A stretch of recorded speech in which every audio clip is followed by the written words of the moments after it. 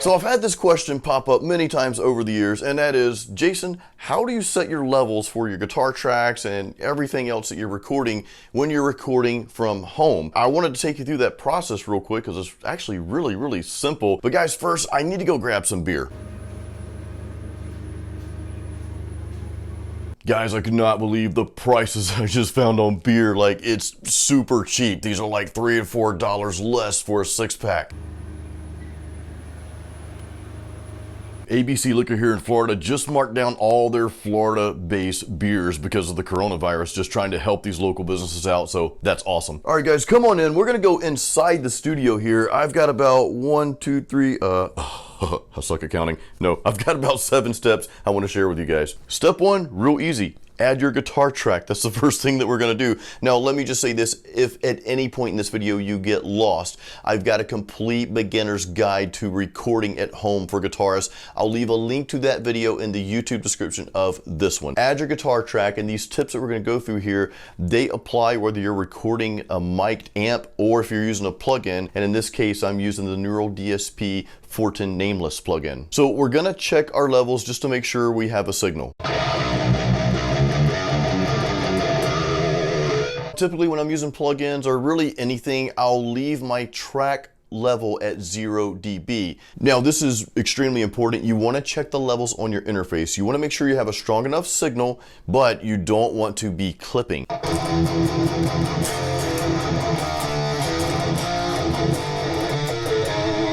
Make sure those levels aren't peaking in the red, and of course the interface I'm using, the PreSonus Quantum 2, it's got a really nice digital interface, so it's really easy to see if they're clipping. But most interfaces, that little button or the levels are going to be, peeking out in the red, and when you see that, you just need to turn your input level down on the interface. Next up, we want to set our BPM in our studio because we want to know how fast or how slow this track is going to be. So set your BPM in your DAW to what you think it might be. I actually drag in a drum loop, and I'm using Easy Drummer in this case. Yes, I know they're fake drums.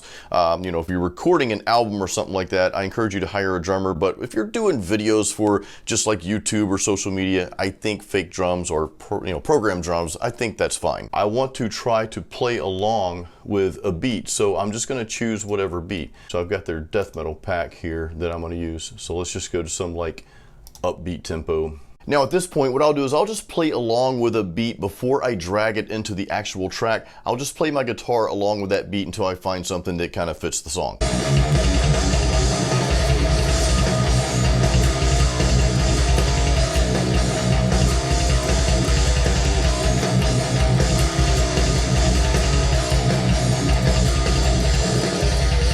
You can play around with different drum loops, but for this purpose, I'll just go ahead and pick the best drum loop I can find really quickly, and then I'll drag that loop into my track for the drums. And at that point, I'll just record my initial guitar track to that beat.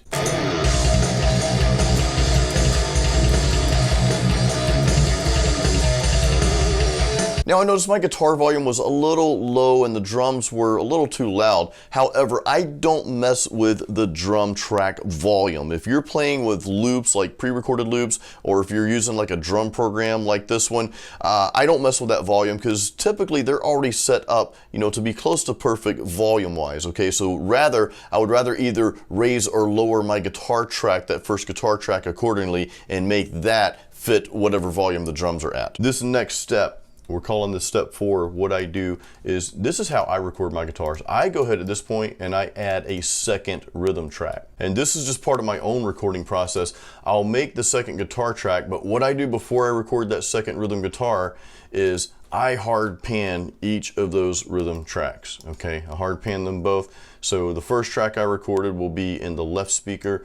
The track I'm about to record will be in the right speaker, and that just gives me a true stereo effect. So I go ahead and record that second guitar track at this point.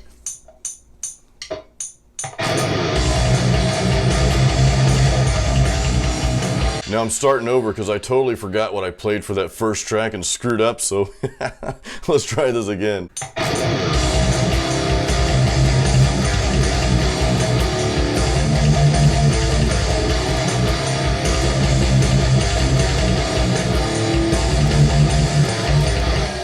Now, after recording the 2 rhythm guitar tracks and you, of course, hard panning them, you may find that you need to mess with those track levels a little more, and oftentimes you might want to bring them actually down just a hair, again, because you've got 2 instead of 1. And even though they're hard panned, that's still going to raise your overall guitar volume, if that makes sense. So you may have to adjust your volume on those 2 guitar tracks now that you have 2 instead of 1. Step number 5 is recording the bass track. So let's go ahead and add a bass track, and I'm going to tell you from my experience that when you record bass, that bass level is probably going to be a lot louder than your other levels just by default, especially if you're using plugins. Now, the plugin I'm using, and I'm not advertising any particular plugin. You know, a lot of times you can just use a compressor and an EQ in your DAW and get a really good bass sound. But I'm using Studio Devil's Virtual Bass Amp Pro. I'm gonna press record, the record button, so that I can hear my bass guitar. Okay, now.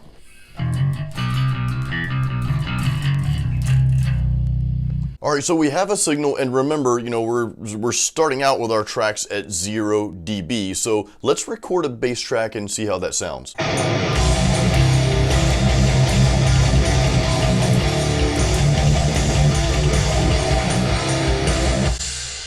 Okay, so I stopped in the middle of the recording right there for a reason. Look at my track, look at the levels on the actual track themselves. Now, look at the bass track. Look how thin that is, okay? So right there, we know we need to turn the level up on our bass. So what I'm gonna do, my interface level is set at about 22, but what I'm gonna do for my bass, I'm gonna raise it up to about 36. The reason why 36 is because I've been doing this for a while, so I know that's where my bass needs to be with this particular plugin. Now let's record the bass track and let's see if we get a better signal.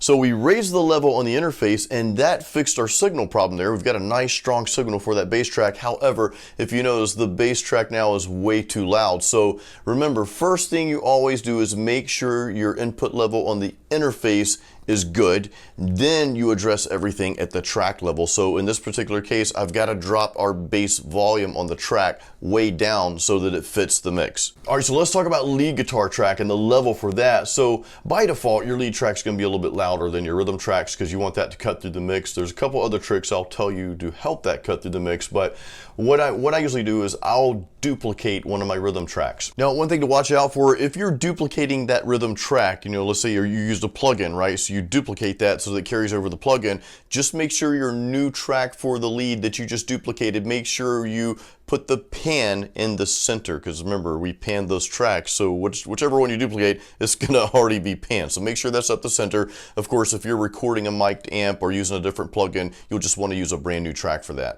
Second thing I do, if I'm using the same setup, whether I'm micing an amp or I'm using a plugin or whatever, I'm by default gonna make sure my track level for my lead is already a little higher than my rhythm tracks. So for example, I bumped both rhythm tracks up to 1.8. So I'm gonna turn my lead track up to about 2.7, okay? Now, one little tip here to make your lead guitar track really cut through the mix, of course, you're gonna raise your gain up a little bit. You guys already know that. But the other thing I do is, well, there's two things. I make sure my mids and bass are up just a little bit because those leads are thinner notes sometimes, so I want a little bit more bottom into them. And I also move my mic, whether I'm recording with, you know, miking a tube amp, a live amp, or if I'm just doing it with a plugin, I try to make sure that my mic is a little closer to the center of the cone. So let's record our lead guitar track. Whoa, what was that noise? Oh, you know what? We forgot one very important step. If you recall, we just recorded our bass track before this and we raised the level of our interface. So now we need to turn that level back down because I'm using the same input for guitar and bass.